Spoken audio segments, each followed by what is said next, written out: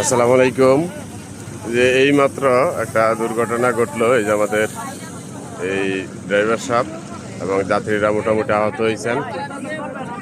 এই যে এই গাড়িটা ঢাকা মেট্রো গ 15-29-33, এটা কাঞ্চন ব্রিজ পার হইয়া 300 ফিটে ঢুকার পরে যে টার্নিংটা আছে, টার্নিংয়ের এখানে এসা ব্রেক দিছে। তো গাড়িটা মোটামুটি অনেক স্পিড ছিল। ওই যে কাভার ভ্যানটা ওইখান থেকে কন্ট্রোল হারাইছে, আইল্যান্ডের সাথে বাড়ি খাইয়া 3 পোল্টি খাইয়া এখানে উল্টে গেছে। তো গাড়িটা খুব সম্ভবত যতটুকু জানতে পারছি চাঁদপুর থেকে আসছে, এয়ারপোর্টে যাচ্ছিল।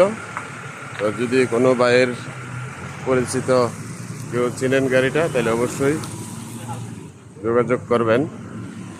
আপনার এইখানে পাবলিকও চেষ্টা করতেছে, এই অবস্থা।